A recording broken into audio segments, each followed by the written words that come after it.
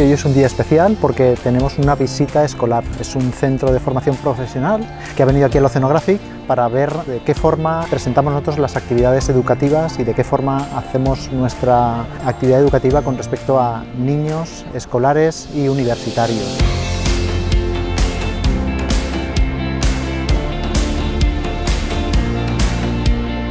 Mi experiencia hoy en el día del Oceanographic ha sido bastante gratificante.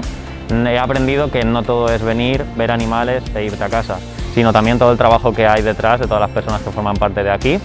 Y bueno, pues lo más importante y que más nos llega al corazón es la tarea que realizan para cuidar a estos animales.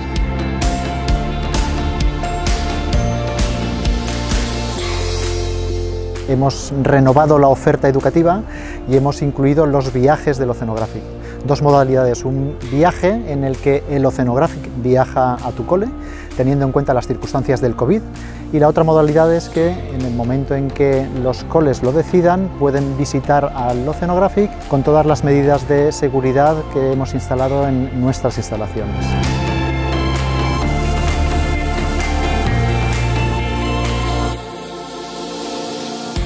La verdad es que el trabajo está muy bien hecho porque todo está adaptado a la edad de la persona. Tenemos para los más peques un tipo de enseñanza concreto adecuado a su edad y para los más mayores pues otro más animado, más información específica, con más vocabulario. Hemos aprendido mucho de la vida de ellos y que la experiencia aquí es bastante gratificante y que la verdad que aconsejamos que vengáis a visitarlo y que vais a aprender mucho viniendo aquí.